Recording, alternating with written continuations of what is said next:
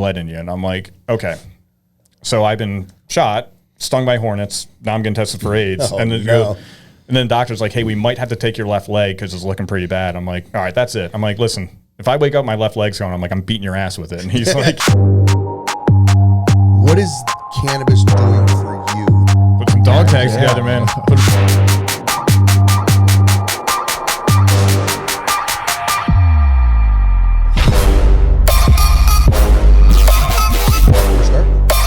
All right, guys. Well, hey, welcome back. PV Unfiltered. We are very fortunate to have the co-founders of Hellman Valley Growers Company. Got that one right. Boom. Bryan Buckley and Andy Miears. Correct. Right? Yeah. So we're on that one. We have a big story here, and fortunate for us as at PV that we've landed with these guys, and probably vice versa. I think it's kind of a match made in, we'll call it heaven, outside of hell. Just a little bit, try to understand where you guys are from and how you got to where you're at, and just give me a little lowdown. Yeah, absolutely. So Bryan Buckley here. Grew up in a town called Doylestown, Pennsylvania, just right outside Philadelphia. Played football majority of my life. Went to University of Massachusetts to play football, and then after the events of 9/11, decided to transfer to Villanova University, and then receive a commission to the United States Marine Corps. Nice. Yeah, I'm Andy. I'm from North Houston. I was a senior when 9/11 happened, and then I graduated and went into joined the Marine Corps. I mean, that's kind of I think what everybody did in Houston at that point in time. Or Texas. So what was it that, I mean, everything comes to 9/11. Yep. I mean, that's kind of like You were in college playing football? Yeah, so it was like I was actually getting recruited from the Naval Academy in high school, and so my dad was like, "Oh man, like Naval Academy," and I'm like, "You go." I'm like, I was like, "Listen, I'm going to go to college, play some ball, grow my hair long, drink some beer, meet some girls, maybe go to class if I have time. I don't know." I mean, that's just where I was as an 18-year-old. And then after what we saw on 9/11, it was just obviously for everyone a very surreal experience. I can remember waking up that morning, living in an apartment with like 5 other football players. I was the first one up and just grabbed like a bowl of Cheerios. And I remember turning on the TV and you see the one tower burning. And I instantly thought back to like 1993 when they first bombed the World Trade Tower. And I'm like, man, I don't remember it being that bad. And I got a call from my buddy Dave Armstrong up in Michigan. And he was like freaking out on the phone. And I'm like, dude, what is going on? I have no idea what you're talking about. And he goes, I think we're under attack. And then next thing you know, you saw the second plane fly in. And it was like, whoa, like what is happening here? So was going around campus, kind of classes were like a little bit in and out. Some people were having classes. Some people were just sending people home. And then we had to go down to the football complex for practice.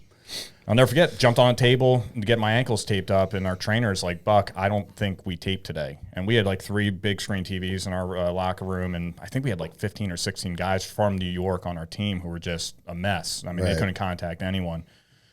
So our coach came in, and he was like, all right, let's go out and do a quick whiz practice where you just basically put your helmet on and just get your fit.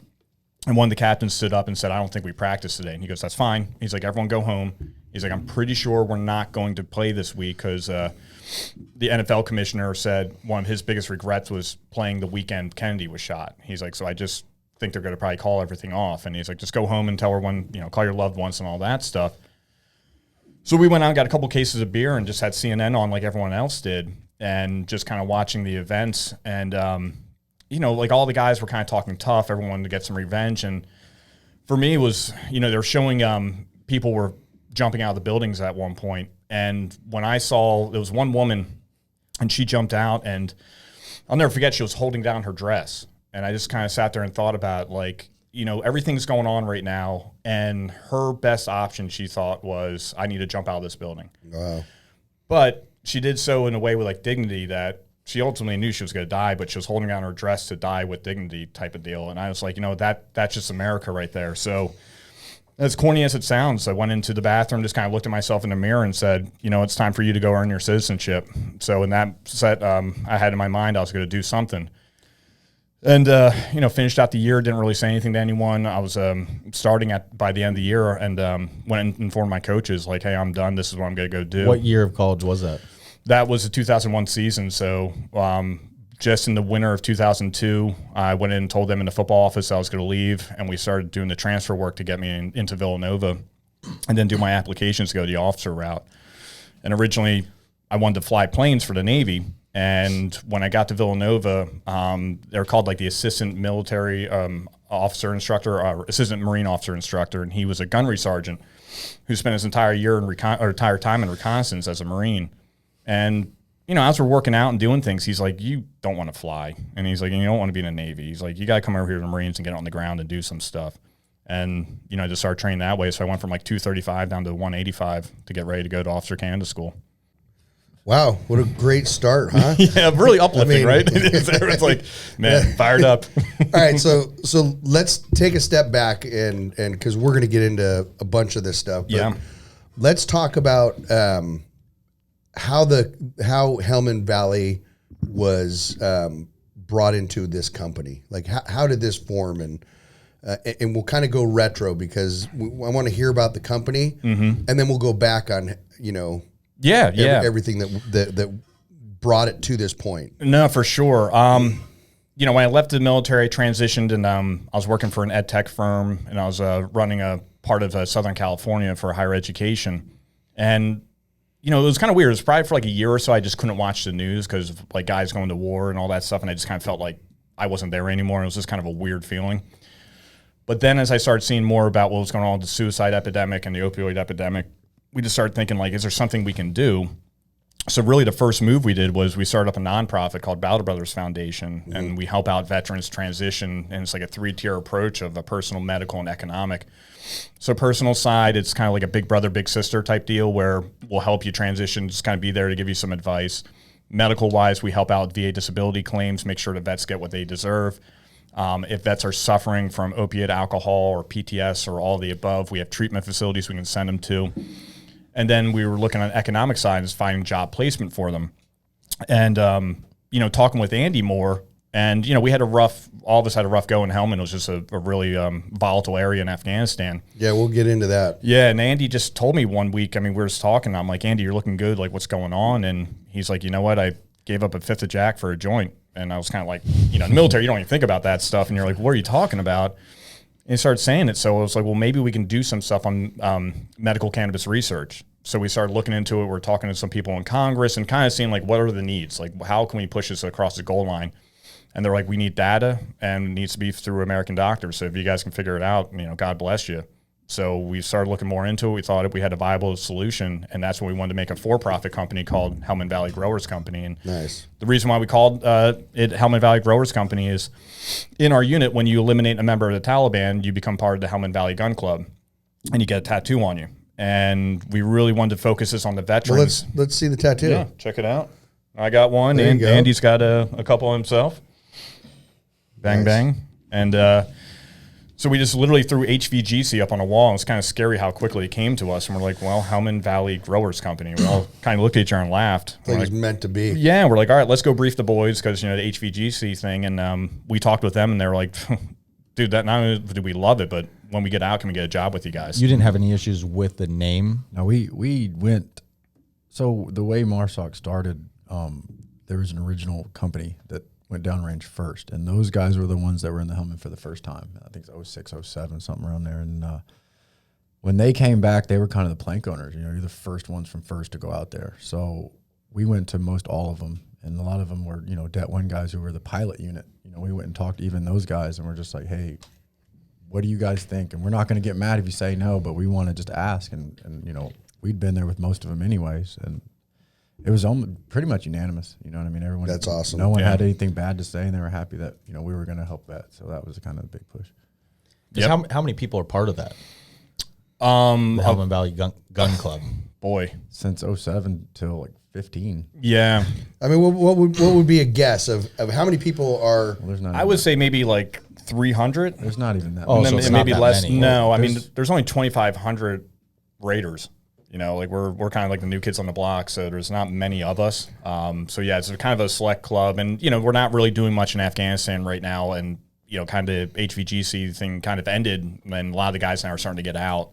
But so there's no Raiders anymore? Oh no, there's Raiders, but we're saying like the Helmand province, right. We're not really in there anymore. So it's kind of like the HVGC. Like we don't have any new members for a little while. It's kind of a weird place to be because you are part of an elite group as the Rangers, and then Raiders. Or sorry, Sorry, Army. No, you do that. You do that once, you don't do it again. It's all good. Okay. Sorry, the Raiders, and then there's a secondary group which is the HVGC. Yeah, and it's real big. But the thing is the Raiders are going to carry on. Yeah, HVGC is not right in the ways of being over there. So you're now part of an elite group or two elite groups. Yeah, of which one did its part and is now done. Yep. And so that's kind of cool. It is, because we really want to. I mean, listen, everyone can watch the news and you see what's going on. It was a quagmire over there. You know, at times when we were in Helmand, we were kind of like, okay, what's the end state here? We really couldn't get a political objective. So, you know, at times we're like, are we just pushing water? But, you know, we lost a lot of great guys there, and, you know, they did a lot of good, and they gave a lot of people chances to excel in their life over there. But we also want to pay homage to them, that this might be something kind of the tip of the spear that can kind of break through a barrier that we haven't been able to break through, and it's paying respect back to, you know, our fallen brothers that we lost over there. But I mean, how crazy is it that cannabis has now become a big part of that? You know what I mean? Like, yeah, like look where you're sitting today versus where you were, you know, 3-5 years ago. Yeah. And, you know, at that point in your life, cannabis was non-existent in a lot of ways, obviously. And now it's become the forefront of your new battle. Yeah. To be able to support.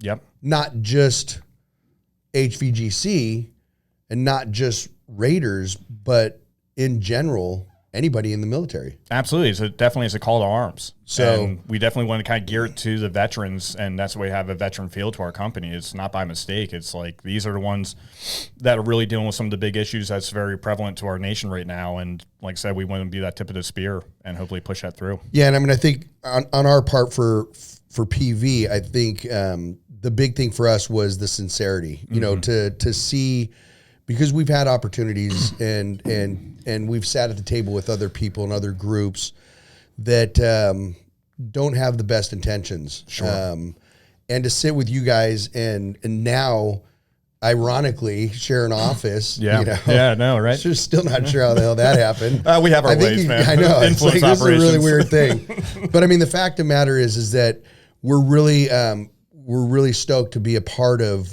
what you guys are doing in any fashion at all, and just to help. Easy. It felt natural, like Exactly. It was scary, and I mean, and that's why I tell everyone with like. Wait, it was scary.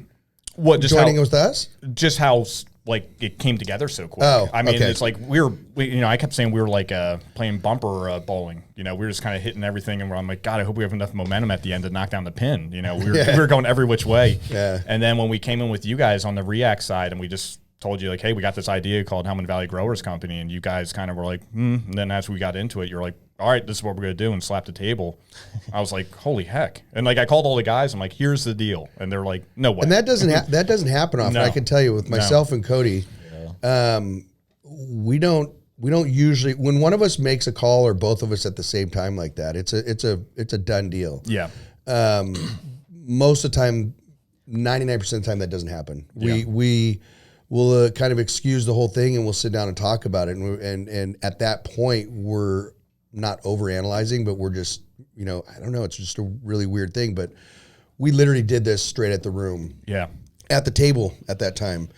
And I can honestly say, I think the only other one that we did that with was Shelter to Soldier. Yeah. And at first I thought it was more of like pulling on our heartstrings with the dogs and whatnot.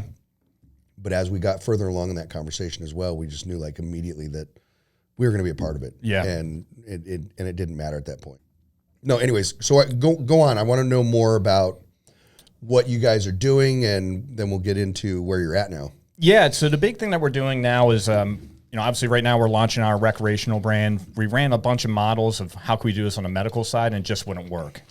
So what our recreational brand will do is when you purchase Helmand Valley Growers product, we will use some of the profits, and then we'll put that right back into medical cannabis research. Currently right now we have a study designed on the symptoms of PTSD.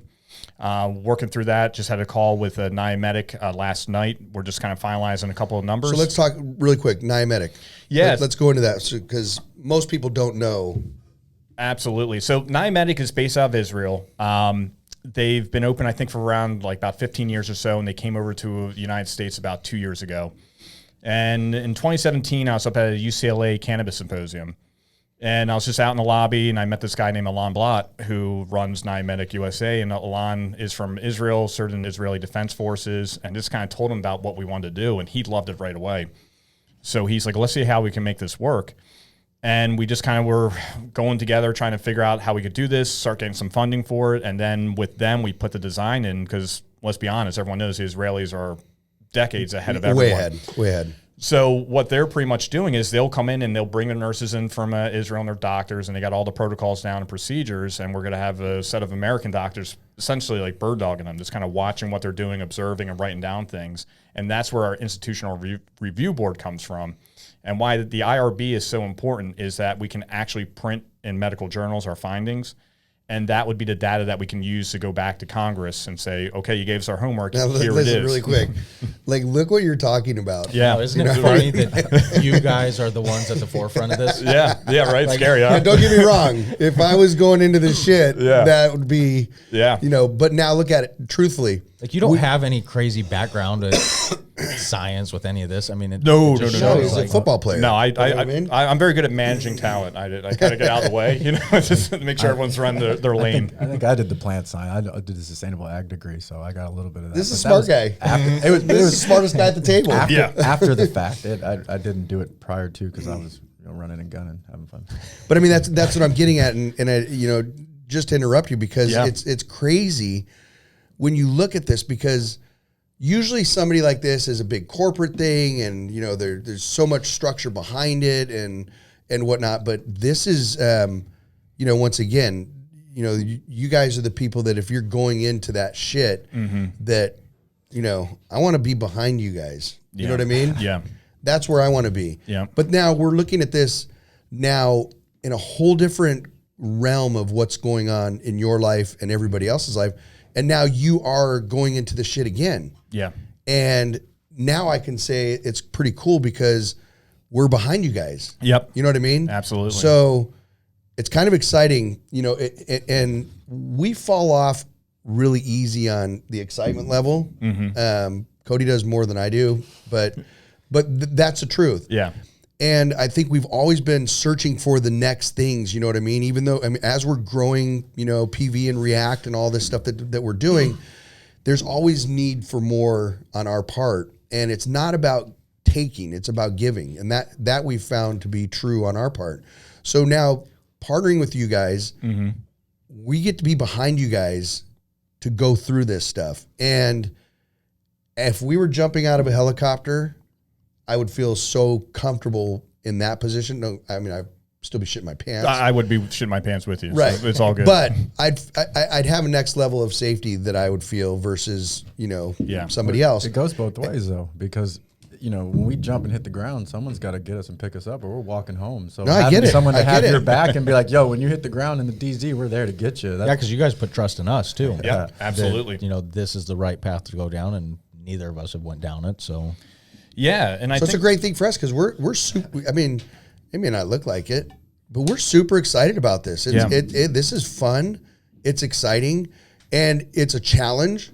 There's nothing's easy about this. And, when you guys came to the table, I mean, I think we were really clear, like, these fuckers don't really know what they're getting into. Yeah.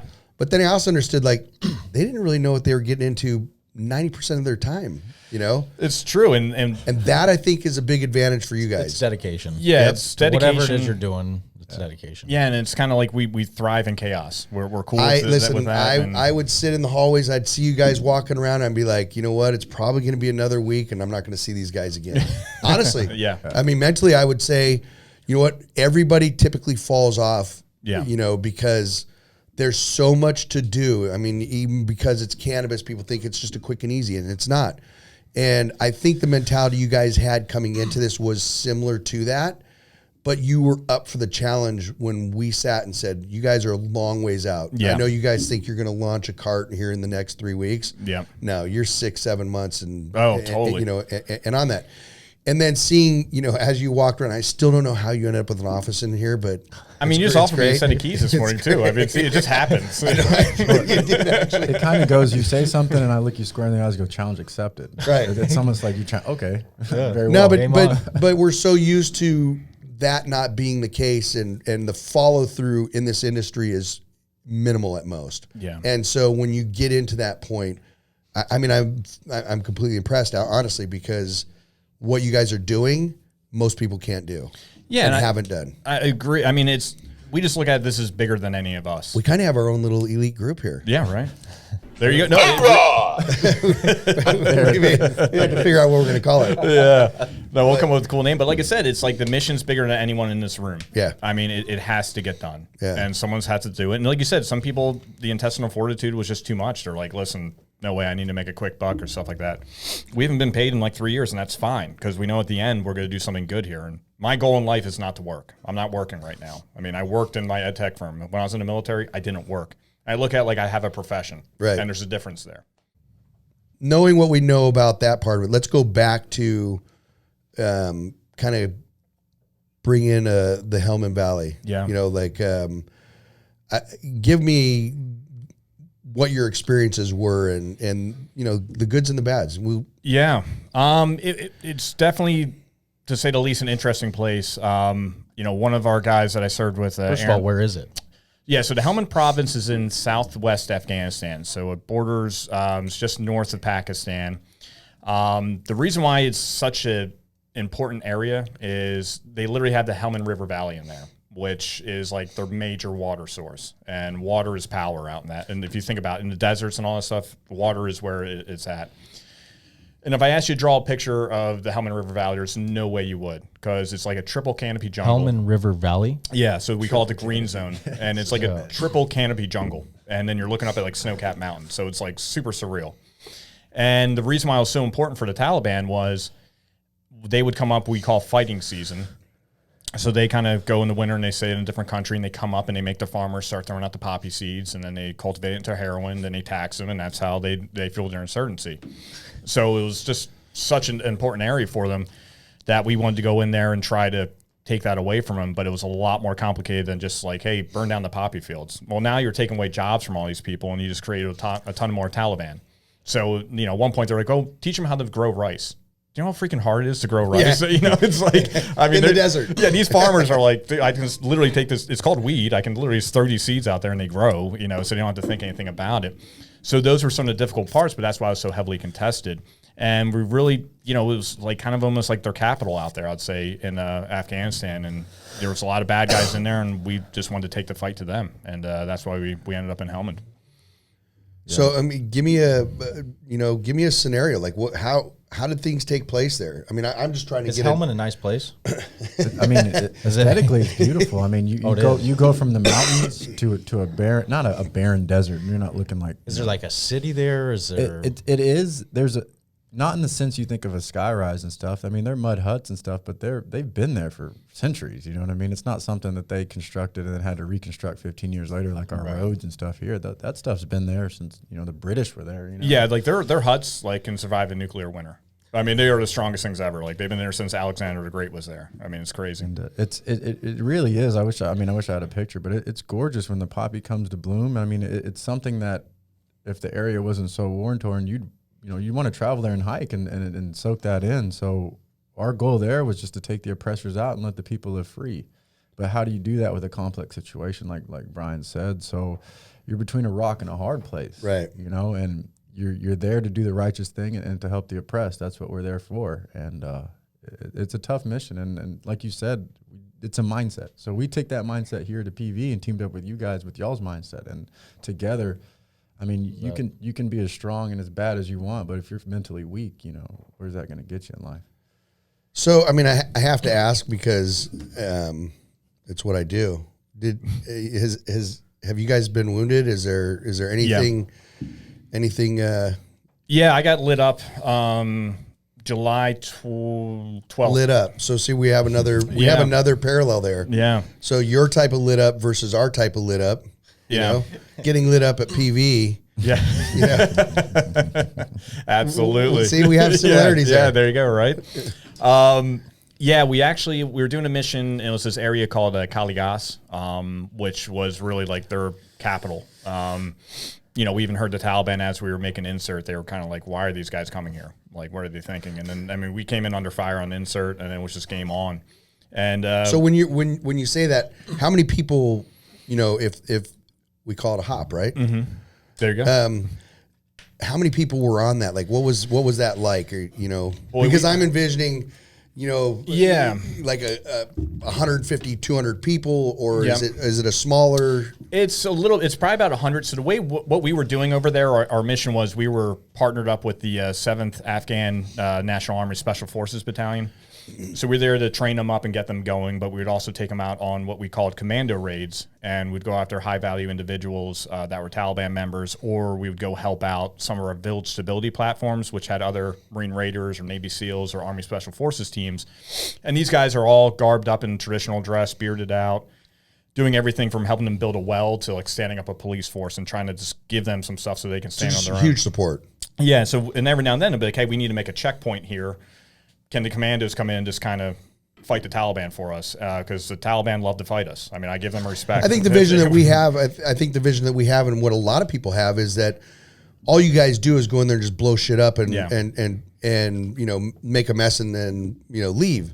Yeah. But I think the understanding, really, which is important, is that as you're doing now, your support started back then. Yeah. It really wasn't, if I'm understanding it correctly, it wasn't just going and blowing shit up and killing people. It was there to support people, to train people, to get people to learn different ways of life versus what they were and are doing. And at the same time, killing people and blowing shit up. Yeah, you're absolutely right. I mean, our ultimate without killing and blowing up people that are innocent. Yeah, the innocence, absolutely. I mean, we took that very serious about having a positive identification. We call it PID, to make sure that person, we say like they voted. If they picked up a gun or did something, they've made a decision to fight us and they get what they get. Right. But you actually said that there was rules to battle, right? Yeah. Our directives out there were, pretty locked tight. Everyone knew them. All the guys on team understood them fully. And, the ultimate goal of our missions were, to work ourselves out of the job.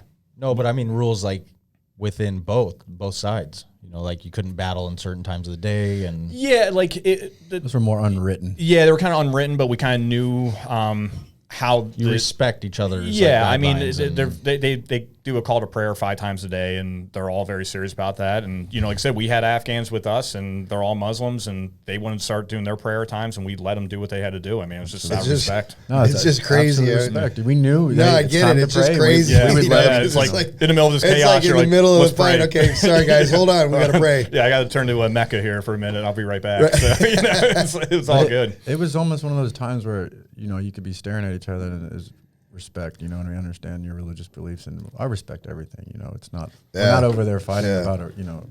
That wasn't what we were fighting for. So if that's what our partner forces needed to do because that's their culture and their lifestyle, then absolutely, and we'll do whatever we can to keep no one from attacking them during prayer. You know what I mean? So it's crazy. Let's go back to your story.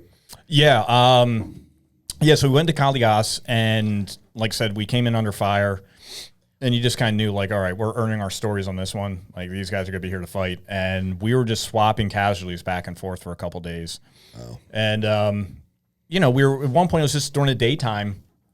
And I'm next to one of our corpsmen and one of our dog handlers. And I looked at and I looked at our corpsman. I just kind of said to him, like, man, I could go for like an ice cold Coke right now. I mean, it was like 130 degrees, just sucked. And next thing you know, I heard it sounded like a fly ball going by my head. And I knew it was what they call like an underbarrel grenade launcher. So they shot a grenade at us and like right at my spot. A UGL round. Yep. And I either said the word fuck, but I know I definitely was thinking it. I'm like, they got us. And went kang and just like cracked off. There you go. So I took shrapnel throughout my body, my head, down most of my left side of my body and both legs. And, the corpsman, he lost part of his tricep, and then our dog handler, the shrapnel actually went up into his stomach, so he went right down, and we had to drag him into cover. And I'll say adrenaline is real. I mean, I was like, Oh, I was jazzed up. So I always tell people, like, when you're stressed, things are going out of control, just take 7 deep breaths and then evaluate the situation. I remember telling myself that. I'm like, just calm down. And took some deep breaths. I was good. The firefight was hellacious. One of the guys put it down. He said it best. He's like, it looked like giants were grabbing the trees and shaking them. All the RPGs and all the rounds coming out, to the point you felt like if you put your finger out and you exposed it, your finger would get ripped off. And one of the craziest things we saw was literally one of our... Were you there at that time? No, I wasn't. Yeah, we actually replaced Andy's team. We came in right behind him, but one of our Afghan commandos, I mean, it was something out of like Super Mario Brothers. Like, he jumped up on the building, and he's just like running, and we're yelling at him to get down, and he had an RPG, and he's like, boom, and shoots an RPG. Then he runs, like, jumps over a bit, like, into a gap, into another building, shoots another RPG, and then he just, like, walks down the stairs, like, all cool. And it looked like he was in a popcorn machine. We're like, dude, he goes, oh, Hopus. You know, he's like, I'm good. We're like, what the hell? Like, you just weren't meant to die today, because that's insane. Like, it was like, you know, watching God walk on water or something, you know. and what was it? Well, it was just like he knew what he needed to do, and he was just focused. I mean, these guys were crazy. You know, that's the ultimate sacrifice. Yeah, when you think about it. And They you grew think up in nuts. this stuff. They grew up like it wasn't like us growing up watching Ninja Turtles. That guy was growing up watching the Mujahideen fight the Russians. You know what I mean, they're No, I born get it, with but I mean, regardless of that mentality to be in that position, and you know, because you were there, obviously you as well. Well, it's great to see too, because like we were all one team. Right. Sure, we're Americans, you're Afghanis, you know. And he was a leader. He was just one of their soldiers, one of the Afghan commando soldiers, and he was just doing the right thing. Wow. And so it was cool. So, you know, at that point when they would actually partner up with you guys sometimes. Yeah, we would train them, and we would take them out on missions. So we were kind of like their big brothers. Because like one person I had to mentor was their lieutenant colonel. So I had to sit with him. What would make them go against their people? Or you know, the Taliban's pretty abusive. You kind of stage the Taliban versus your normal Muslim. Yeah, You know, exactly. I mean, once again, it's two completely separate people. It is. If you're really looking at it like that. It's just hard to picture if you're not in that mindset, if you don't know anything about it. It is, and it's kind of like I I'll always say think like whoever's in their country is for their country. Right. Yeah, and you know, our the colonel I mentored, Colonel Jabbar. I mean, we would sit and talk about it, and he's like, you know, Bryan, you're a Catholic, and that's great. And he's like, and you probably debate people with a Bible in your hand, and he goes, and I'll debate you with a Quran in my hand. He goes, what's the difference is with the Taliban is they'll put the Quran in their war belt and try to influence you with a machine gun. And he's like, and that's just not who we are. Right. And some of them too, like we had one guy who was former Taliban who joined us. You know, a couple years into it, and he was great, but you know, basically the Taliban went and killed his family by accident and pissed him off. So he's like, forget these guys, and he's like, and I'm jumping ship, and I'm gonna go with these guys. And he was great. I mean, thank God he was on our side. A lot of our interpreters were either family was in the Afghan army and were killed, or their family was persecuted and killed, and they were just like, you know, enough's enough. We'll go help the Americans if no one else is gonna help us. So that they would come work for us, and you know, we'd obviously vet them out, but that's what a lot of those interpreters drove them, was because they took such serious losses, and they wanted to fight for their country. And their way of life. I mean, like, listen, the Taliban wouldn't, if someone tried to teach a girl how to read, they were going to stone that teacher to death and then do something to that girl. I mean, it's Sharia law, and it's terrible. I mean, women are treated like second-class citizens, and these, you know, proud Afghanis were like, no way, we're not having it. And they want to take their country back because, I mean, they were under Taliban rule for a long time. And, you know, after 9/11, we broke that thing up. So after going back to that, after the timeline of whatever took place in that firefight, what took place after that? So as soon as that went off, you know, we got into a cover position, and I had to call my higher command because, and I had to give them a brevity code, basically letting them know that we were about to be overran. And it's pretty serious. As soon as you say that, everyone gets off your satellite freak, and every available aircraft starts flying to you. Gotcha. So now we're just trying to process everything, and you know, I started directing what we had to do. I called our while you were hit. Yeah, our number 2 guy. Basically, we have a chain of command as we're going out there. I gave him a quick buzz, and I'm like, "Listen, man, I'm shot. I'm going to have to get out of here eventually." I'm like, "Just listen to what I'm saying." And then I grabbed one of our guys and just put him next to me. And it's kind of a funny moment. I'm like, "Hey, dude, I've never been shot before, so I don't know what's about to happen." And we just kind of looked at each other and started laughing. I'm like, "So just listen to what I'm doing." And he goes, "Okay, I'm with you." And then I had to call in what we call a MIST report, which is when we're calling in our casualties. So MIST means mechanism, injury, signs, symptoms, and treatment. So there's 3 of us. Then I went through and I hit the first 2, and at the end of it, you give them your kill number, which is so they can identify you. So like mine was Bravo Uniform 0429 for like Buckley, and my last 4 of my social. And so I went through all that. Then I basically had to give my own MIST report. So I'm just kind of looking at my body, and guys are throwing tourniquets on me, and I'm like, well, this is kind of happening, and this is happening, and I'm feeling good. Then I gave the battle roster number, and it got really quiet. And they're like, say again. And I'm like, Bravo Uniform 0429. They're like, say again. I'm like, hey, check it out. And my call sign was Copperhead. I'm like, this is Copperhead Actual. I'm wounded. This is what's going on. I'm in the fight, but this is what I need. And, it's great that the whole teamwork, everyone came together. The guys were doing amazing work on the ground, and we basically moved the enemy into an advantageous area, and we dropped a bunch of bombs on them, and they don't walk on the earth anymore. And then it was time for us to, get our casualties out of there. So it was kind of funny in the hospital afterwards because the guys extracted later that night, and one of the guys walked in. There was just all of us, all the Afghan commanders and all of us wounded, just like in recovery. And he goes, well, I think we lost that one. It's kind of like, we're like, hey, what are you going to do? It's crazy because you can never train for something like that.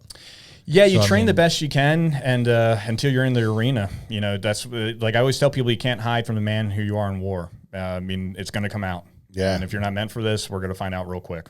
It's just brilliance in the basics. Just you do it so much that you go on autopilot. Well said. Brilliance in the basics. It's interesting. I'll never forget like the Kazovac thing, because it was like we brought in our Kazovac, and I'm limping over, and I lean up on a wall, and the wall collapses. And then a bunch of these hornets come out. So I get stung by a bunch of Afghan hornets. And I'm like, dude. So I get on the plane or the helicopter, and I'm just like, oh, man. And like I'm looking, like my calf's like wrapped up behind my knee. I'm just like, this is a mess, and give me some ketamine. So now I'm like kind of just all looped up. Nice. And pull me off. And they basically had to do a CAT scan to make sure I didn't have any shrapnel in my stomach or anything. So they pull me in there. Now I'm like all limp at this point, getting off the helicopter. I have a piece of metal hanging out the side of my head. And I guess one of the nurses, like, he was trying to hold my head, and he sliced his hand on the shrapnel. So they put me in the CAT scan, and nurse walks in. She's like, and she was British. She's like, everyone get out unless you're Captain Buckley. Like, and I'm like, well, where the hell am I going? I'm like kind of held up on a table with like lit up. And she's like, do you have AIDS? And I'm like, what? And I'm like, not that I know of. I'm like, I just got tested. She goes, we're going to have to do an AIDS test on you. I'm like, why? And she's like, well, one of the nurses, he cut his hand on you and he bled in you. And I'm like, okay. So I've been shot, stung by hornets. Now I'm getting tested for AIDS. Oh, and then no. And then the doctor's like, hey, we might have to take your left leg because it's looking pretty bad. I'm like, all right, that's it. I'm like, listen, if I wake up, my left leg's going, I'm like, I'm beating your ass with it. And he's like, all right, man, go to sleep. And, put me to sleep. Woke up, everything was still there. And they offered me a ride home. And it was funny. My doctor was a former Army Ranger. And he's like, what do you want to do? And I'm like, I'm staying. He goes, I figured you're going to say that. And he's like, listen, he's my patient. He's going to stay. So they did neurosurgery in 24 hours, and they gave me a 48-hour break and did the final surgery. And, they rehabbed me quick, great nurses and doctors there. And I literally was back out on raids next week. I didn't miss a single mission. Wow. So it was, pretty cool. I think I probably would have been in Hawaii telling my story. Yeah. You know what I mean? Trying to squeeze any piece of ass I could out of it. Yeah, no, it was definitely a tough call home to mom. She's like, so when are you coming home? I'm like, I'm not. She goes, what the hell? She's like, this is bullshit. And I'm like, it is what it is. So Did you have anything that was well, I did. Yeah, I never got shot or wounded like that, but I took some falls and broke some bones, not getting shot. So I guess Matt's not here, but Matt's one of our founding members too, and he and I were on a patrol, and it was in the Helmand, in an area that we designated as the Witch's Hat. It was a terrain feature that was near Hyderabad, I believe. Yeah. And we went in there and we were maneuvering on an area. And there was a key terrain feature, and Matt was like, we got to take that terrain feature first for support by fire position. He was like, but if we take it, I saw it on the map, and I saw it with my eyes. I was like, that's going to be a tough place to hold. And he's like, oh, yeah. So, all right, let's do it. So we go up there, and we hold the position so our teammates can maneuver through the green zone. And which Brian's saying, it's not triple canopy as you think it would be like the Philippines or, Thailand, but it's sitting on a plateau that's all rock and gravel and dirt, mountain-based, and then you look a meter or a kilometer away, and it's just green, heavy vegetation, canals, very easy movement. You know what I mean? They can maneuver without us even seeing. So we got to that key terrain feature, and we held it. And then my interpreter was, I think he's an American citizen now. I lost contact, but he never lost his cool. The guy would refuse to carry any gun, not that they were supposed to, but he would refuse to. Like, even if you gave it to him, like, you need to carry this, he'd be like, nope, this is my country, these are my people, I'm not doing that. And I was like, I had nothing but respect for the guy. And I'd never seen him lose his cool. So Matt and I pop up and we kind of do a little reconnaissance in the area, and then John's like, they see you. And I'm like, man, whatever, John, stop. You know what I mean? He's like, no, he screams, Andy, they see you, get down. And I'm like, yeah, I turned back to look at him. I'm like, whatever, man.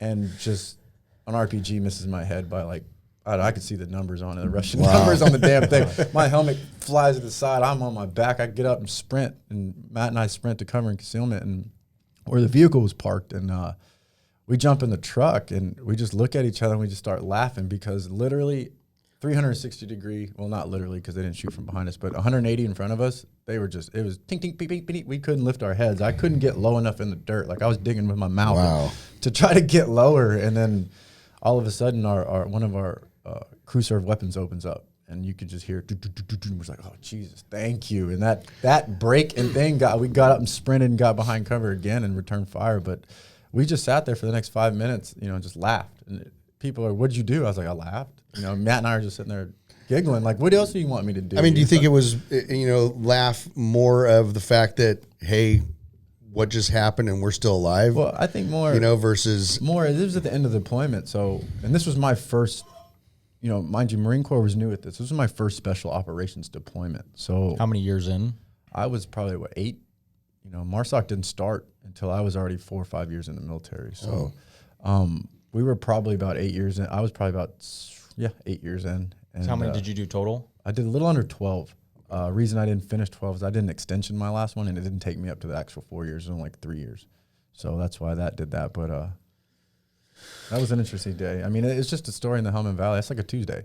You know what I mean? It's and I bet there's, on your guys' part as well, there's probably hundreds of these stories and days that you don't want to remember. And obviously days that, that are part of who you are now. I mean, because that time definitely sculpted you as who you are, and now it's defining you on what your next adventure is. And I think that's a big part of where all this is going, and we don't know. I mean, it's a calling in some way. I mean, how this all got together, and your purpose out of X amount of people, and I'm sure there's other people that are doing other things, but always coming back on our part, coming back to cannabis and just what it's doing for everybody in general, and really personally what it's doing for you guys. I mean, because let's be honest, I'm sure at some point, and I know a bit on your story as well, but dude, you were drinking pills, whatever medications. Yeah. Like that was, I know, because I've heard your story. That was a big part of your life, but where are you now with it? I socially drink. A few teammates got home from overseas deployments a couple of weeks ago, and we linked up for the Super Bowl, and I drank with them.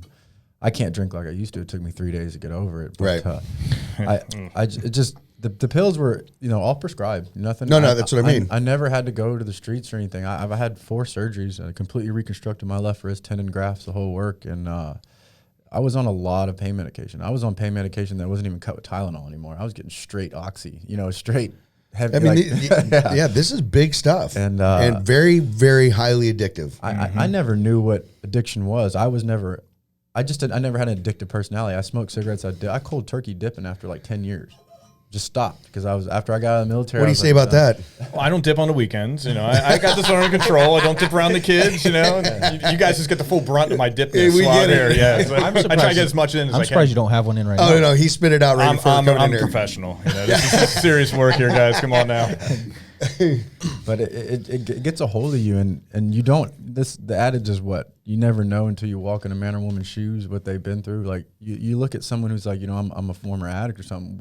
What do you say to them? Because you never experienced that. Exactly. I didn't know how evil that was. And after my last set of surgeries, I have a cast like literally up to my armpit for my wrist because they grafted a piece of the tendon on another tendon. And I could not move. There was pins in there. They're like, do not hit this on anything. I'm like, right. Got it.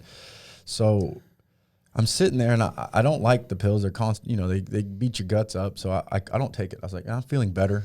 I'm not going to take the pills. And I wake up drenched in sweat and I'm just shaking like I'm just in Michigan right now in the winter or something. You know what I mean?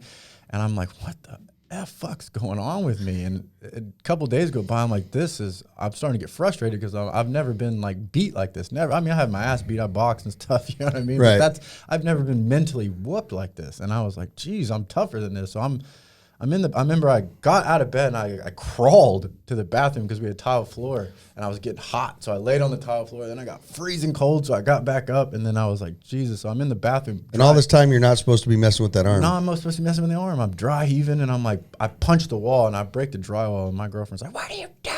And I'm like, I don't fucking know. What's wrong with me? She's like, these are what withdrawals are. And I was like, this is withdrawals? She's like, yes. Yeah. I opened the pill cabinet and everything got flushed down the toilet. I was like, F this, man. This is not, I've been through selection, ITC, some of the toughest training the military has given you, and nothing was like that, you know? Like, But now in understanding that, I mean, it's crazy to even think about it, but think about all your brothers and buddies that are in that same position or worse, that don't have that willpower, that don't. Now you understand it. Oh, you know, I mean, It's also normalcy in this world now. Yeah. Right. You know, that's it's a given that that's what you go to. I don't have vocabulary to describe that shit, man. I don't. Like, I don't even think the English dictionary has vocabulary to describe that feeling of that control over you. and you know, you talk about addictive personality, and I can say that, you know, I have friends and I've seen it, you know, endless times, people that don't have addictive personalities, once again, that go into surgery or go into something, obviously not to the extent that you had to, but, and they prescribe something, and it's not too far off from that, you know, even though they don't have the addictive personality, next thing you know, they're addicted.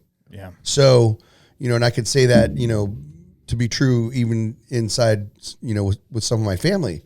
But the reality is now the position that you're taking with cannabis, and that's what I really want to understand is, what is cannabis doing for you and doing for you? Because we understand it on so many different levels.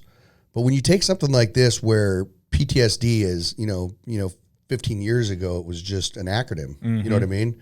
And people just like, okay, yeah, you know, what is it really? Now we're understanding it so much better. Yeah. And with what we're talking about, it's getting people to understand what the needs are. And instead of coming through this in the military and anybody else, just prescribing meds, here, take this and go away. You know, now understanding that there is a secondary solution to this, in a lot of different avenues. And so that's what I would like to hear is what is cannabis really doing for you? Not what it's doing for everybody else, but what is it doing for you? Well, it's a two-part, really. I mean, aside from ingesting it and using it medicinally, you know, I'm not someone who, and I'm not knocking the culture or anything. Cannabis culture in California is awesome. Like, once I started meeting the people that, you know, were in this since the 90s and have been fighting the fight on the front lines here in the state for what Prop 64 is now. I'm sure a lot of them don't agree with one thing or whatever, but that's politics aside. It's amazing talking to these people. You know, and you sit there and we could be on polar sides of the spectrum, polar opposite sides. You know, their views this view, theirs views this view. I'm not a political person, but while smoking a joint, we can sit down and be like, while smoking and agree to disagree, and know that we're both standing on common ground. Our ideas of how to get there may be a little different. You think you could do that with alcohol? What do you think the discussions go like? Which you truly know, we all do. Mm-hmm. If you substitute, I'm just going to sidetrack real quick. If you substituted and took the cannabis away and you sat down over a bottle of Jack or, you know, whatever that choice is, how do you think those conversations go? And you know how they go. It would be meat eater versus grass eater. And the carnivore usually wins. Exactly. So anyways, we'll go back to where we were. I just wanted to say A little side note on that one. Yeah. But what was so fun for me was I dealt with PTS. You know, everyone has. If you've been in combat and say that you haven't had a moment where maybe you're not there yet, maybe you're not out yet. A lot of guys are still going. So it was hard to see why I was still going because there wasn't time. There was no time to sit down and reflect. I had to get to the next training evolution and back down range again. And if there was an open spot and I could get out there sooner, we're damn sure my seat bag's packed. I'm on the next plane, right? So with it, you're in the fast lane, you're not in the fast lane. What do you do when your car's maxed out at 45 and you're just losing your mind, right? So what I found relief was gardening, actual sustainable agriculture and gardening. So you can cultivate plants in California now for your own medicine. So what I did is I started my own garden alongside my citrus trees, alongside the olive trees, avocados, and you know, the brassicas and the carrots and everything else. I did my medical garden, and tending to that, something from nothing to fruit, gave me a piece that I hadn't found since chaos. You know what I mean? So here's And how far after? It took a couple of years, man. I started, you know, like Did you wander for a little bit? Was there like you do and you don't? direct plan? I got to work right away with a security company. Buck and I were affiliated with. I worked right away. I didn't stop. I went to school, and then I did a semester. You know, made the dean's list, and was realizing that I remember why I hate school. So I went and worked in the private sector, contracting, and you know, made ends meet. I'm always grinding. I even if I'm not working, I'm working in my head. My head never turns off. Right. So I say, how do I calm this down? And a couple friends of mine, I'm not going to name drop, but he's a former Green Beret, and a friend of mine, Prime Hall, who runs Underwater Torpedo League, and Cody Alford, and guys like that. They were all instrumental friends in my career, in my life. I was seeing the path of clarity they were taking, finding ways to meditate. And I know friends that meditate in the way of Bushido, and it works for them. I just couldn't meditate. I couldn't find myself sitting, my brain, my ADD, whatever you want to call it. I'm clinically diagnosing myself here. I couldn't find it. And then once I started working through the garden and working with those plants, and whether it's from clone or seed, however you want to propagate or however you want to do your starts, is that I finally realized what meditation was. I talked to my friend, the former Green Beret, and you know, he'd 20-something years, and we talk a lot, and I was like, you know, I think I found my Zen. He goes, in the garden. And I was like, what's funny is that they always told you when you're a kid, weed's a gateway drug. You're going to be a doper, a dope head. You're going to go around being an idiot. I was like, yeah, weed was my gateway drug. and look at you now. You are. It was my gateway. Listen, It all came true. it really was my it really was my gateway drug. It was my gateway drug to sustainable farming and finding my meditation. Like, so it's really funny because in what we're talking about right now isn't about, I'm smoking dabs and blunts and this and this and that. You're talking about farming, you know what I mean? And you're talking about cannabis farming. I know. And that in itself, not even partaking in the plant, which obviously does take place later on, but the process of growing cannabis is your source of meditation. It's your source of healing. It's what's bringing you your calm and your gratification. And you haven't even smoked it yet. It really was. I mean, you've smoked it, but I'm saying like the process. I boxed a lot, and after you get your head rocked a few times, not boxing, but in the military, like the doctors were like, "Hey, man, you have TBI, and you need to take your head seriously from here on out." And I understood that, and I was like, "Yeah." So I didn't do it. I couldn't do that. I didn't have that outlet anymore. I didn't have that outlet where I could go just get into a ring and just man versus man. There's no running. You either fix it or you don't. You know what I mean? There's one man standing at the end. I couldn't train like that anymore. I couldn't beat my body up like that anymore. And the doctors were very clear about it. And that's something that they, with the head trauma and stuff, they're very serious about. So how does a guy who's been riding in the fast lane, you think Mike Tyson's farming now?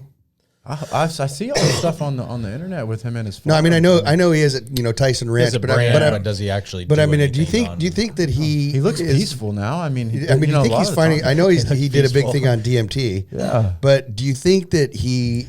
It's just funny. I'm just asking. Like, do you think somebody like that is taking part in the actual process of? That's something we got, that? Mr. Mike Tyson. If you're listening, we'd love to know. Yeah, I mean, I think he would benefit from it. Yeah. I mean, just kind of back away from because I don't think that's what people were expecting to hear. Yeah. When you ask the question, what is cannabis doing for you? You know what I mean? Yeah.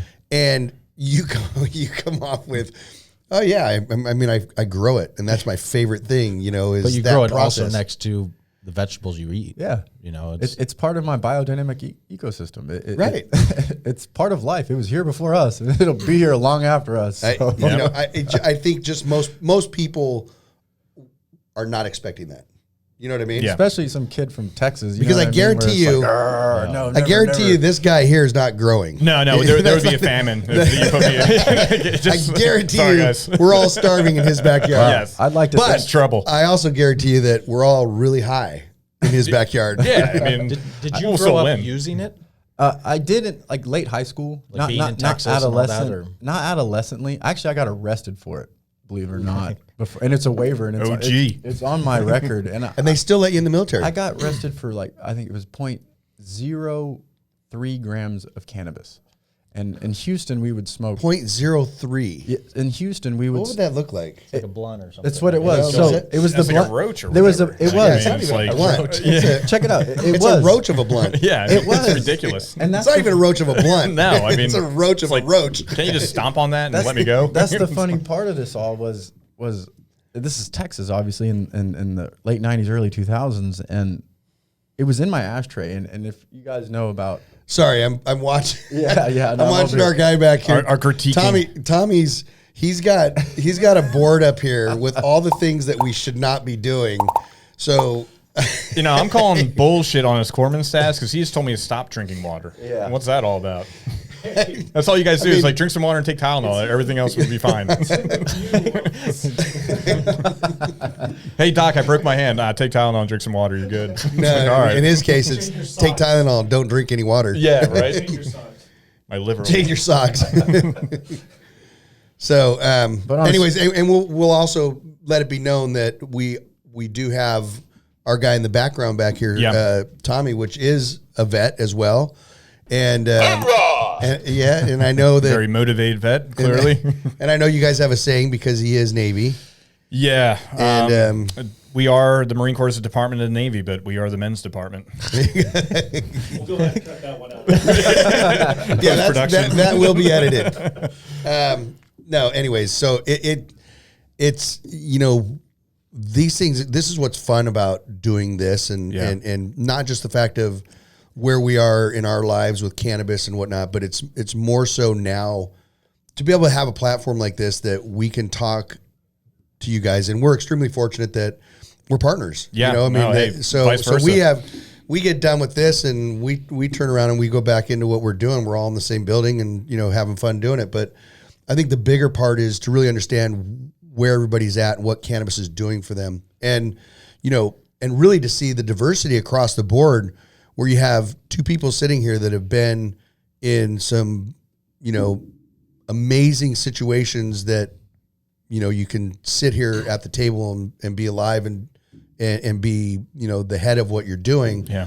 And yet both of you have two completely different, not views, but perspectives on cannabis and what it's doing for you. So it's crazy that takes place by one plant. Yeah. And, and And looking you're at both it. in two completely different stages of life. I mean, you're family man, Yeah. kids, Yeah. and in the cannabis world. Yeah. Absolutely. Yeah, it's crazy, huh? Yeah. It's weird. Like I said, never thought I'd be here. I mean, when we first kind of started this idea, it was like, how the heck did this happen? Even when I told my mom what I was going to do, she's like, can you get back in the Marines? I'm like, I don't think so. So I was like, this is what we're doing. So I mean, Andy told us, and when we got it, Andy's the farming side of this, and to me that it's amazing that's really the case, because what you see outside of this, especially through the military, and there's the support coming out of the military, it seems to be trending now towards cannabis, right? And you guys are going to be the kind of the forefathers of that.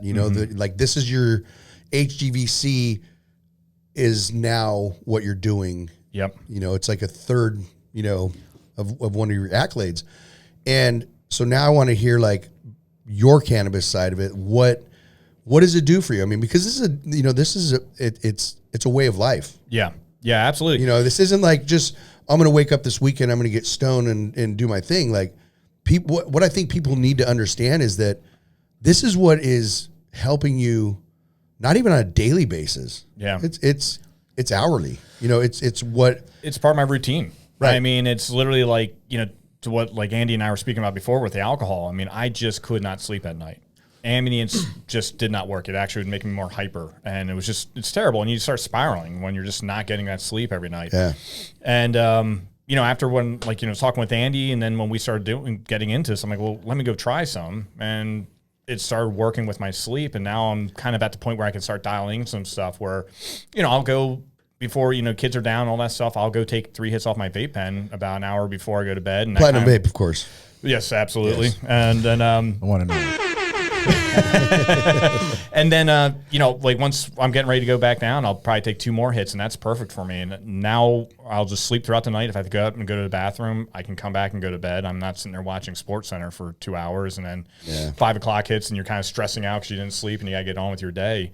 And it just makes me feel better. I mean, just physically and emotionally. I mean, even my wife sometimes, when I'm restless in bed when I can't sleep, she's like, go smoke some cannabis. And I'm like, I never thought I'd hear my wife say that, but no, you know, rock and roll, let's go. And I mean, isn't that crazy? Because I think what most people, you know, when you're doing these podcasts and when you're seeing, and it's a cannabis podcast, the expectations are going to be that we're all sitting around smoking a blunt, you know, doing dabs and whatever. And we're going to talk about how high we are. Yeah. But the reality of it is that that's not the case. And I know you well enough that I don't see you sitting on your couch with a bong, just getting lit all day. You know, you're using this as part of your life. Exactly. Like you said, it's a routine. Yep. It's not, it's a medicine is really what it is.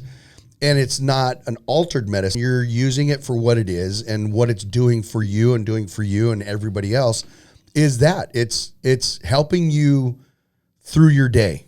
Absolutely. And we know how many people and medications, that trays of medications as they're popping them through their day to get through this and get through that. And it's amazing now that look at the outcome from getting out of the service, which to me, there's no support whatsoever. So now you have something that's supporting you, and now you're supporting them. Yeah. And that's all coming through cannabis. Yep. I mean, you can't, like, your whole life right now is cannabis. Yeah. And your purpose is cannabis. And that's what we do. Yeah. And however it comes about, you know, it's happening. Absolutely. And so to be a part of it is, you know, it's not even that we have a choice anymore. We're embedded. Yeah. And the same thing for you guys, to really think about what it's going to do for the people that you're helping. You already understand it because you're living it. Absolutely. You know what I mean? Yeah. And I think it's great. I mean, you know, that's why when we talk to people in Congress, it's like, hey, you sent us to war. Now it's your turn to fix us.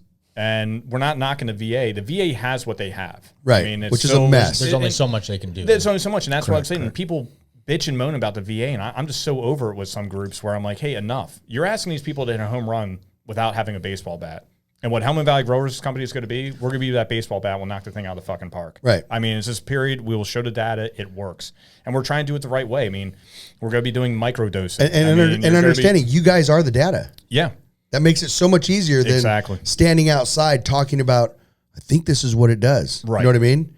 You guys are the data. You're not sitting, you know, once again, you're not that person that's just stoned all the time. No. You know, I mean, I work with you every day. Yep. And, you know, I mean, you guys are, you know, you're level headed and it is what it is. But I think the image that is now going away is that. Agreed. You know what I mean? Because people go, oh, you can't use cannabis in the workspace. Yeah. Responsibly, you can. Absolutely. And that's what's being done. And it's easier for you guys to do this, to go out and prove to people and do what you're doing because you're living it. Exactly. And when you're standing in front of people and when you're talking to people, they don't look at you as like, oh, look at these stoners. You know what I mean? And you could be absolutely on cannabis. Yeah.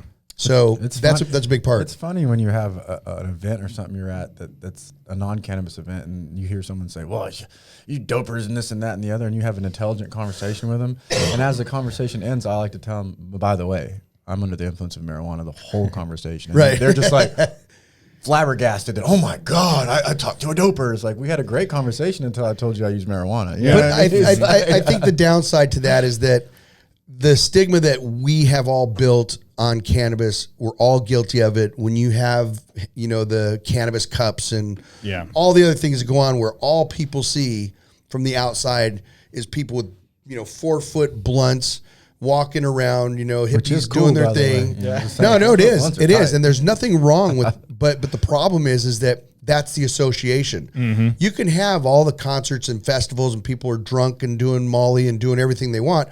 And they go, oh, look at that. That's great.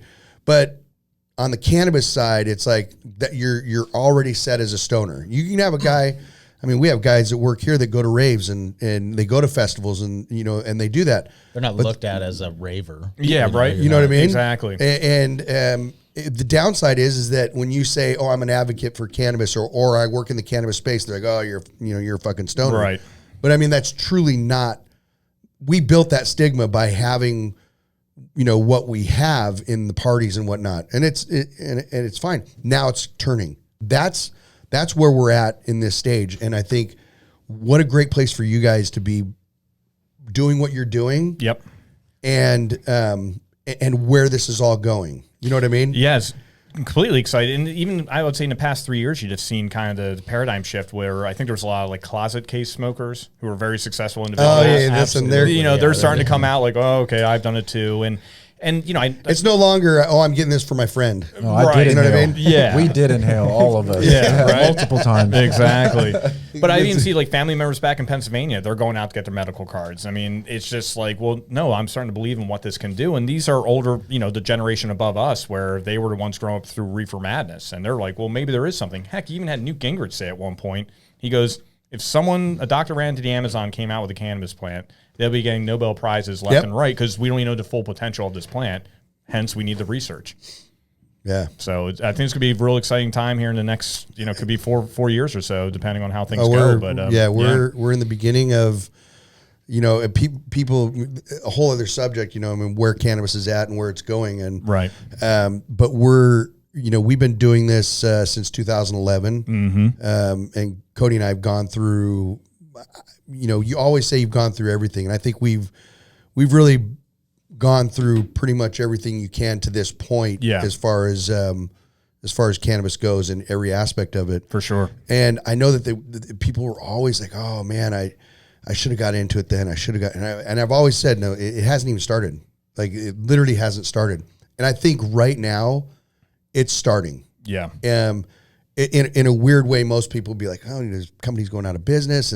But now cannabis is just getting started. And it's because when you see people like yourselves and what you're doing and what you're capable of doing and it's being accepted, you can start to see the movement. I don't kind of call it a movement, but you know what I mean? Like cannabis is just getting started. Yeah, and people are being influenced by it. And you see our politicians, some people who are against it. Look at Boehner, who was totally against it as a House Speaker, and now he's on the board of Acreage. It's like, and it's sometimes, happening. unfortunate thing is sometimes it takes a tragedy. It takes, a family member or somebody that needs cannabis medicinally. And it's amazing to see what people will do in changing their views and their perspectives on that's on a cannabis. really great point because, we're with war. Obviously war is a bad thing and bad things happen, but you see technology start advancing. You're seeing things with like they're making limbs like Luke Skywalker stuff. Yeah. The guys lost their hands But now you're also kind of seeing on that medical revolution is also the cannabis side, where I think there's so many vets now coming back from the war on terror, where it's like now we're all seeing the benefits of it, and you can't turn it like a blind eye to it anymore. You'd be like, there probably is something here, and we just kind of need to push it over that goal line and make it happen. I think that's like anything in this world, though. people don't want to be the first ones out. Right, Their followers. Once it becomes normal or accepted, Yeah. they jump on real quick. Exactly. And then trust me, like Andy and I got some dirty looks from our own tribe at some people. They were kind of like, you guys are doing what? And we're like, listen, we believe in it. We're passionate. You're either with us or you're not. I don't care. We're going. And that's just how you do it. Cody and I we were consultants. Yeah. For the first probably year and a half, 2 years when we were doing it, having a grow in our garage. Yeah. And we'd have people, family members over. Nobody even knew that there was a grow in the garage. We all go through that stage. Once again, what do you guys do? We're consultants. We didn't know what the hell we were consulting. Nobody ever even asked us after that. My wife didn't even know, my girlfriend at the time. Yeah. Her family didn't know. For sure. Yeah. Yeah, it's interesting. Consult. I consult. I'm a hell of a consultant. You should hear me consult. You know, so yeah, I mean, we're in this time now where I think it's going to become really fun. Yeah. There's a lot of work to do For sure. But yeah, I mean, we're in the beginning of cannabis, man. You guys, Excited. yeah, you Yeah, guys, I you know. guys. It's like I wake up in the morning. It's like I said, I don't work. I'm just excited to get down here. Yeah. Especially when I leave at 5:30 until George locks me out. Yeah, he had some cold weather training for me. I was like sitting outside for like 20 minutes. Yeah. So like, George, can you let me in? But no, it's great to be here. And I mean, like I said, I think some amazing things are going to happen here in the near future. So let's talk about not really quick, but let's just talk about where you guys are at now. We've got our first orders that have gone out. They're out. and hitting the stores, which is pretty badass. Yeah, and I told you guys live today. it would be there. And as you know, you came in the office yesterday, and you're like, ring the bell. right? Ring the bell, and it's not that we're not excited because we are, but that you visualized and got to see how the inner workings of Cody and I are because we are excited, but it's just one of those things that it's like never done. Yeah. And so for some reason, we've never been able to really get the full, hoorah out of what we are doing and have done.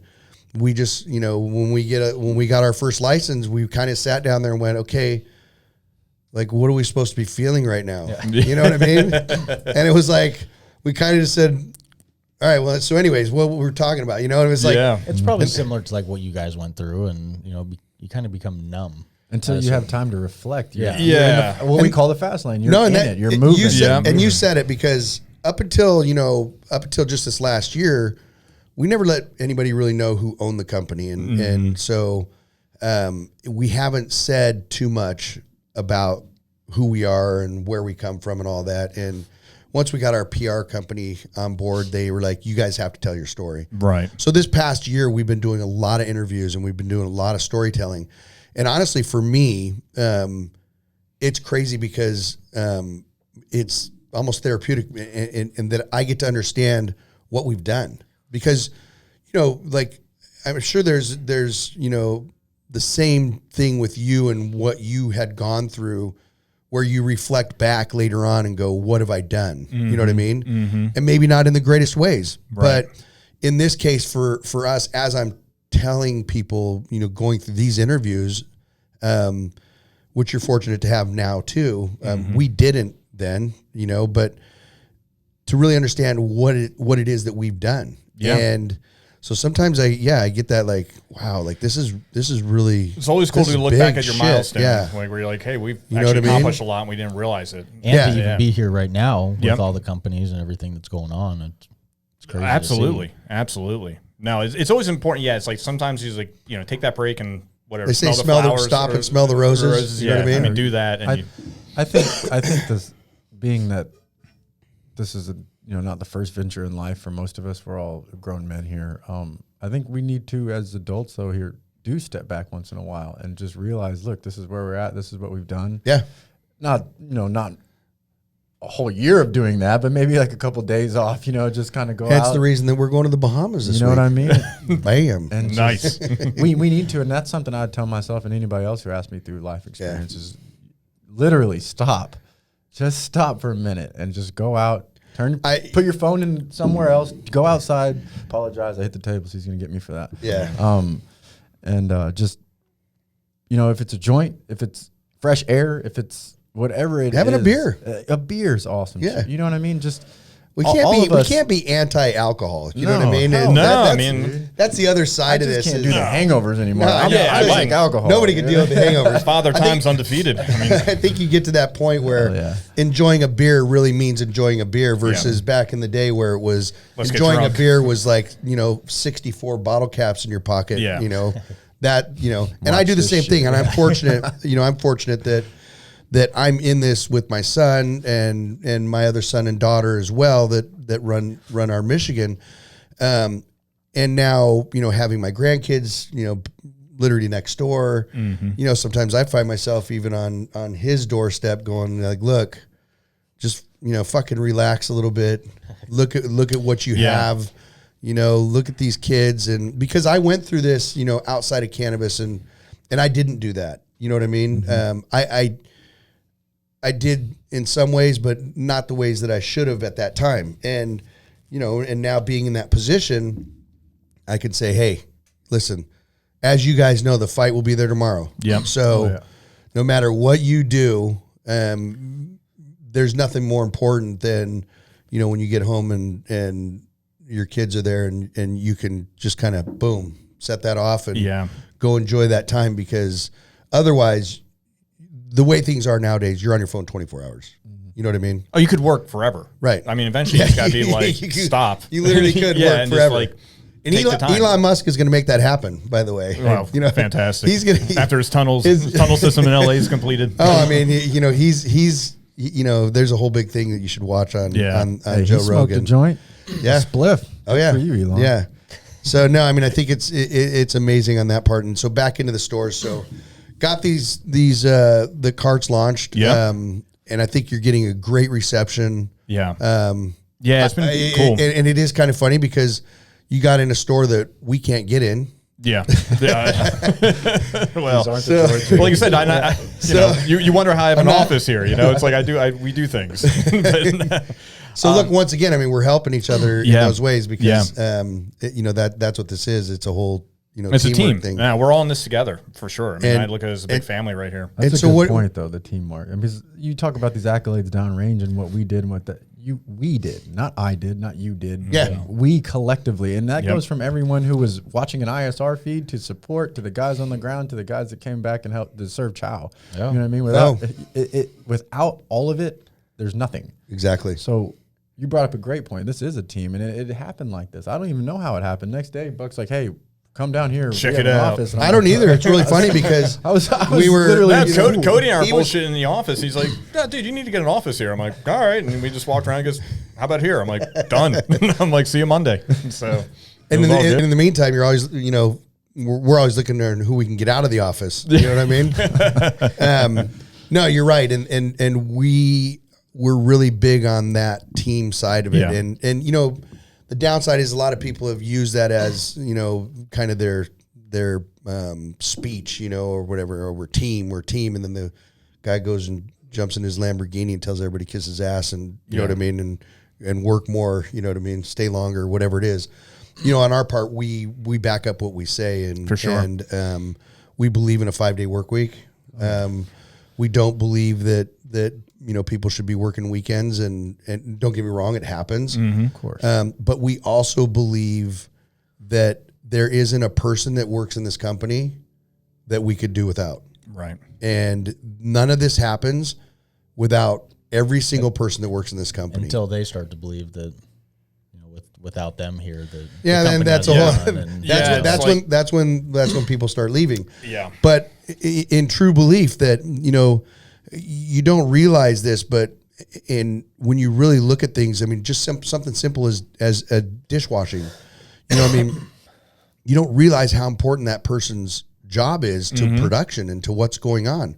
Because listen, if they decide that they're just going to sit on their ass and only wash, you know, a certain amount, guess what? Production goes down immediately.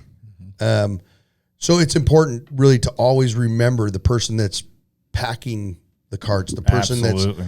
the person that's down there cleaning the floors, cleaning the bathrooms. You know what I mean? It's like it's a combined thing. It's not just Cody and I. And that, you know, and that's the God's honest truth. Yeah. But we also make sure that people understand that as well. You know, Yeah.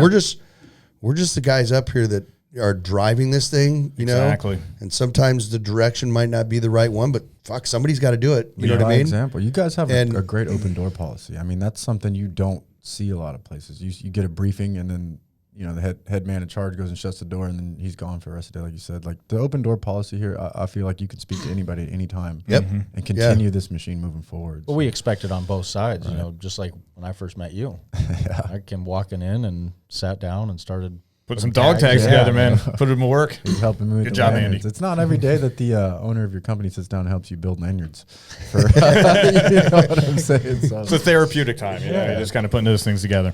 So what do you guys see? Like, what's our next steps here? What are we going to do? I mean, we're going to get these in the stores, and you guys are going to start Yeah, hitting the stores yourselves, right? You do Yeah, some we're gonna hit the PADs stores, do PADs. We want to do educational events. Really, what stores bring us on, we'll make a promise to them that we'll drive all the vets there and get them in there. So we just don't want people going out and buying Hellman Valley product and being like, okay, great, I got this stuff. We want them to understand what they're doing, why we picked the strains we picked, and what we want to do in the future, and see if they want to be part of our research as well. And the big thing, too, is for people who aren't veterans, what I think it's great, it's kind of like a call to arms for all the cannabis community, where if you purchase Hellman Valley product, money that you put into that will go to help out veteran cannabis research, which I do think that will be the first thing that really would make an impact politically with our Congress. Yeah. That if it's helping the vets, okay, and then I think it will be a byproduct and help out everyone else as well. yeah, I mean, once again, you guys are the drivers of this. You know what I mean? No one's done anything like this in this industry. That's the goal. Is Yeah, it's everybody, wild. everyone to get help. We're using the veteran angle as our vessel to get there, but the goal is everyone to be able to have access to this, not just the veterans. Well, it's happening. Yeah. I mean, that's why we did the React program. Absolutely. Exactly. It's not just veterans, it's children, it's Yeah. animals, it's everything. And that's big, too, because I think it's a great message to say out there, like, okay, you're not just selling cannabis, you're doing good with it. And that's where I think a lot of people can respond like, well, again, that stigma of like, the doper on the corner selling cannabis or whatever. No, we're doing things, we're building things. That's we're called building a better slanging. life. But Slanging. this is Slanging. Slanging. This is living proof of it. People want to say like, oh, maybe they aren't doing what they're doing, but you guys wouldn't be sitting here if we didn't do. You took water off the board, so I'm going to put it back here. We're cleared hot on water, boys. We're cleared hot. shit. We can drink again. Yeah, drink I was away. wondering how long it was me before I could take another drink? Thanks, Tommy. Thank God I was getting dizzy. Maybe he wanted you to pass out. No. Silver- He's a corpsman. He's He going to wanted hit just you with mouth that to mouth. silver Yeah. bullet. He's going to get you with. Old. He is hot, Mike, over there. Yeah. So, anyways, yeah. So hitting the stores, doing what you need to do on that end of it. I think the reception is going to be great. I mean, for sure. Yeah, the way it and looks. Part of what we want to do too is work out with some of our vets who are looking for some work, and bring them in, maybe be on an internship basis, but we'll find out where we can find a fit for you, and like again, give them that sense of purpose like they had in the military. Because, like I said, everyone in this room, we're all still serving our country. We might not be in uniform, but we're still doing a service for our country, and like I said, that's what fires me up every day to get here. Yeah, I think the fact that I don't think the military was ever a fit for me, and I have a lot of family members that were in the military, and it was nothing. I don't even know how to explain it, but I think we all have. We did this yesterday. A civic duty, right, Tommy? Civic duty to serve our country in some way or another, and Graham was sheltered a soldier, which is just another amazing, charity out there, and what's going on there is a whole other side of it, which we'll all have fun on that. But I think the big thing is even on his part, and we're kind of surrounding ourselves with these people, with you guys and people like Graham that really truly believe that's it's needed. Yeah. And I think on our part as well, it's not something that I feel like I have to do. It's what I want to do. And I know that Cody's on the same plane is that we want to be involved. And no, we didn't go, over to Afghanistan. We didn't, we were not in a branch of the military, but people need to step up. Yeah. You know what I mean? Yeah. And it's not just because it's cannabis and we're trying to prove something. It's who we are. Yeah. And yeah, people need to step up and put it out there. Yeah. Because there's tons of companies that don't and maybe profess, but we do hire. We do want vets working, and I think we prove that by having that be a priority for our company, and then. With what we're doing through the React Foundation is another side of who we are. Oh, that's huge. And what we can do our part to help. And that's a big thing that people really need to understand is that when you guys come back, it's only the beginning. Yeah. Like you said, they strip you down, they make you killers. And then you come back and they hand you medication and say, hey guys, go have a great life. Try to figure shit out. And I think that's where it really begins. Because if we don't do something now, with the amount of people and with what's going on, we're going to end up in a much bigger problem than what we have as we go along, because I mean, we're in war forever, guys. Yeah.